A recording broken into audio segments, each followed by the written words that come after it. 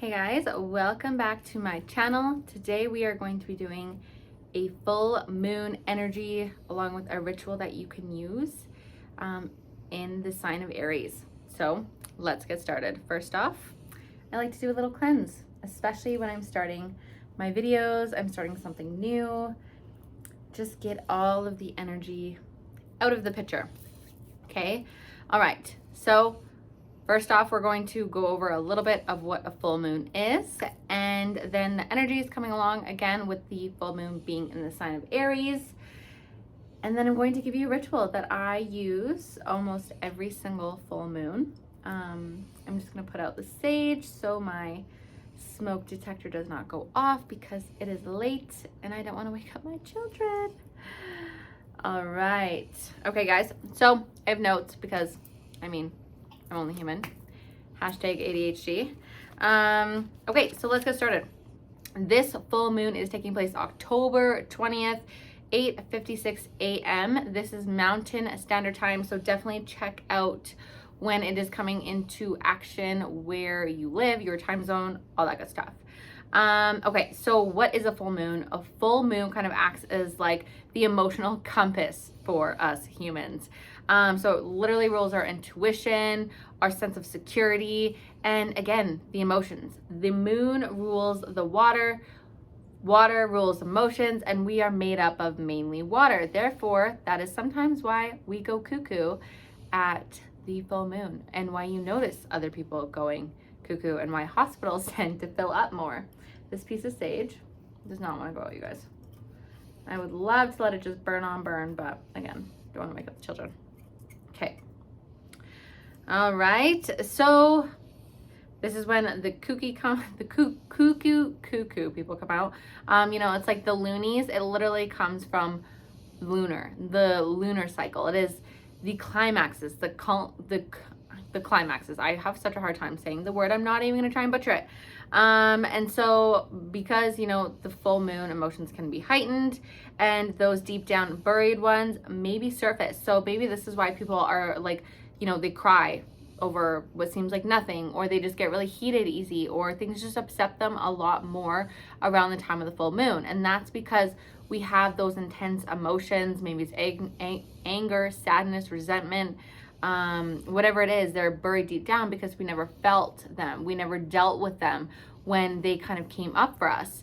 Therefore, the new moon heightens those emotions. So it is really a time to create a ritual, create your own ceremony, so you can work through these emotions, so you can feel them and you can release them, so they don't come up nearly as often, especially during this time, right? And so this is why it is such a beautiful thing to create your own practice. And it's honestly helped me tenfold. I started doing my own rituals literally a year ago. It was Halloween, October 31st of 2020, my very first ritual. It was a full moon, full blue moon, and it was the most intense symbolic ritual ever. Okay, so now is also the time where our new moon manifestations may have come into play. 2 weeks ago we had the new moon and we set some goals, maybe some intentions. So, from then until now, it was heightening. Things were, adding on.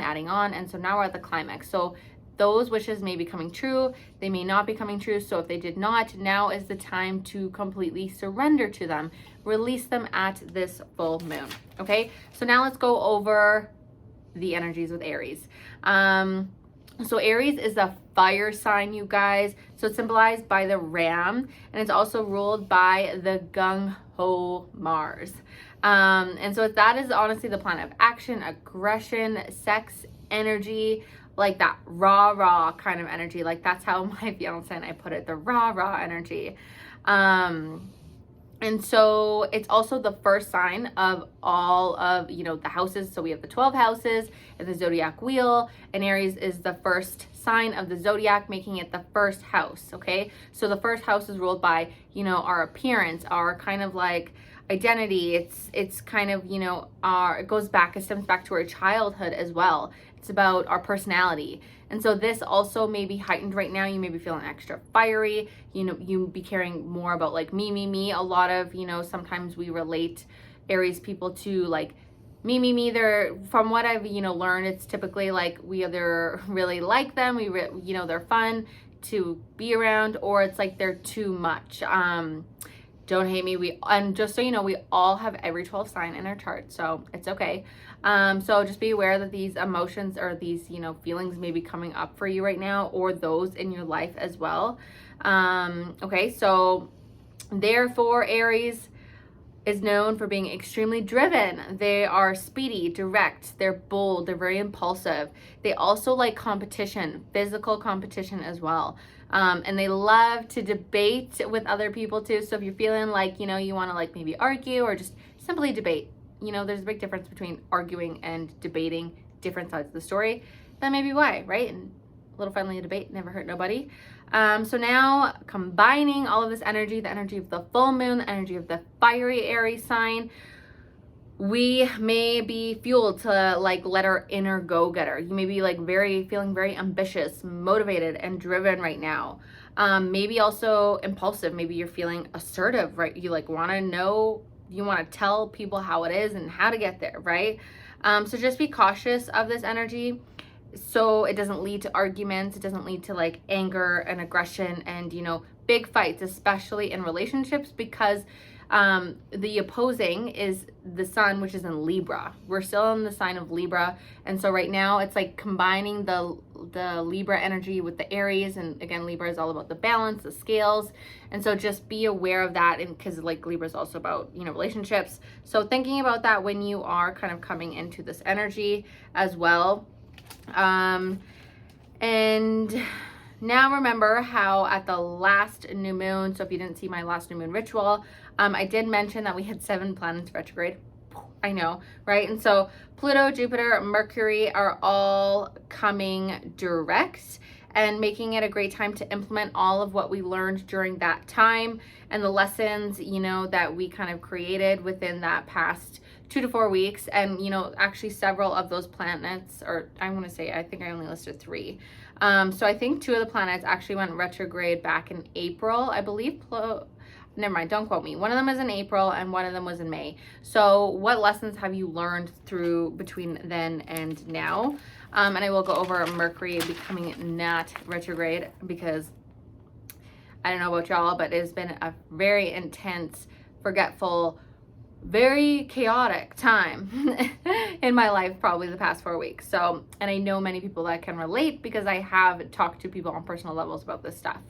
Okay, so above all else, this full moon in Aries asks us about our balance between our ego, kind of our ego's desires and the desires of those around us. So how can we create that yin yang, that balance, the feminine, masculine, giving and receiving energy right now? And so just be aware, you may need to compromise.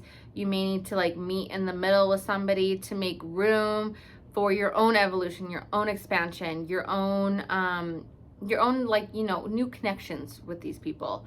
And so now we're gonna touch on the Mercury. So now that Mercury is direct, it is not retrograde anymore. We have maybe spent this past like 3 weeks feeling like we couldn't really express ourselves, we couldn't really communicate, because that's what happens when Mercury goes retrograde, is we just lack of communication, right? And so now with it coming back direct, we may be ready to communicate all of these feelings that we've been having. We're like, okay, you know what? This is what's bothering me. This, and this. And then bring in the fiery sign Aries and the full moon with these emotions. Just be very aware that, there may be an explosion. So just learn, evaluate, and if you're feeling these intense emotions come up, I would just say do a big journal, big like brain dump before you go and have a conversation that may get heated, or you just have a feeling that there's going to be something lingering. Just maybe let out all of the feelings, like aggression feelings first, and then go into the conversation with a nice kind of clean slate, right? And then now adding even more fuel to the fire, Mars will be closely opposing the full moon, which is kind of funny because that is the ruler of Aries as well. And so again, this is going to be overseeing action, courage, and energy. So you may be feeling extra driven, extra ambitious, extra empowered to go after your desires. And so maybe you are called to do it. So just kind of be aware and maybe feel into it if you really want to do that. But again, like typically the full moons are like surrendering, the peak climax. So keeping that in mind as well. And are you being called to take assertive action on something that you are sincerely passionate about? Because now may be the time where those things are really, really coming up for you, and to just kind of go with it. Okay, so those were the energies that are coming along with this full moon in Aries. I'm going to give you some correspondence, like some angels, goddesses to call upon if you want to bring them into your ritual, as well as an essential oil for the Aries sign as well. So goddess you can call upon is Athena, the Greek goddess of wisdom, courage, and strategic warfare. The archangel is Archangel Azrael, to help make any manifestations possible. And the essential oil could be is Aries, angelica seed, or peppermint to ease doubts and increase positivity. And some crystals to use if you are wanting to use some crystals specific for the Aries energy as well. We have carnelian right here. So this is a good stone for protection, new beginnings, and it gives you the courage as you search for your life's purpose. So again, like passions and everything like that. Then we have pyrite. I just have like a little guy right here. It's also known as fool's gold. So this brings persistence, motivation, willpower. You can use a stone to stay focused on your life's mission. And then we have bloodstone. So pretty. I love all of them. And the stone keeps goals stable so that the driving energy of Aries can work its purpose. All right. So those are some stuff that you can use. And now let's get into a ritual. I'm just going to give you, a quick explanation of how I do mine, and then you can go about what you're feeling called to bring into your ceremony, and then leave what you're not feeling called to. So the first thing that I make sure that I do, because I've done this before where I didn't have absolutely everything that I needed ready. So I get absolutely all of like the supplies, my notebook, my pen, my candle, the music I want to use, if I want to use crystals, I have them out with me. I have my pot of water that I use to burn my, my karma list and everything like that. I have that ready by the door if I'm doing it outside or in the garage, wherever I'm doing it, I have it ready there. So I'm not feeling like I'm being taken out of the moment. If I'm picking out a meditation on YouTube, I will pick that out beforehand. I have everything there, so I'm fully present and immersed in my ritual. Okay, so the first thing that I do is I put on typically I just tell Google to play calming instrumental music, or there is music specific to the full and new moons too on YouTube if you Google it. I light my candle and I stop, I take some deep breaths, I really presence myself. I try really hard to release, all the stress, all the worries, because now I am at my sacred space. I'm at my altar. I'm ready to just be. So take as little or as long as you would like in this, but I take, at least 2 minutes to really presence myself, with just kind of that music that is playing on the background. And then what I do is I have my notebook that I am able to rip the papers out of, that I don't care about, or I'll just write it on a blank page as well. And then I write down all the habits, patterns, just things that I personally do for myself that I want to release. So if you have addictive personalities, anything like that, just things that you do want to release, maybe you chew too much gum. I don't know what it is, right? And so maybe writing that down, releasing everything that no longer serves you, and you are ready to let it go. Write that all out. And the next step, we do people, that we have upsets with, people that, maybe we're feeling resentment or anger towards, and maybe we're sad about, because we don't feel like what happened between them was like you and them was resolved, and so we're just holding on to these emotions with them. Write it all out, and you can go as far back as you like, way back in childhood. You can go as deep or as recent as you would like, and however much you have, however long you have wow, guys, I can't talk today apparently. How long you would like to spend, right? And so just evaluate that, because sometimes, you know, we could go on and on and on. If you don't have that time, just pick like a few things that have really been bothering you. Write it all out, write as much detail as you can, you know, exactly what happened, exactly how you felt, the sensations, what did you feel in your body, what did you smell, you know, what did you see, what did you hear. Like, go fully in that moment and release it all on the paper. Okay, so release, release, release.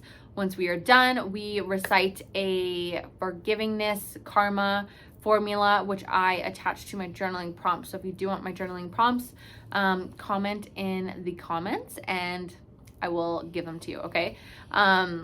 But then I release, you know, we say that release formula, and then we go and we burn the paper.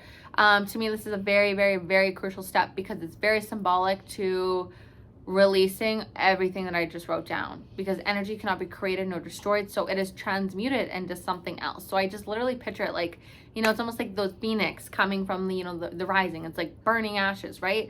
And so I really do try and picture that I am being healed and I am forgiving, because every single full moon, I say this in every single ritual, you know, being angry is like drinking poison and expecting the other person to die. This is Buddha's famous quote. So the only person you're hurting by holding on to resentment and anger is yourself.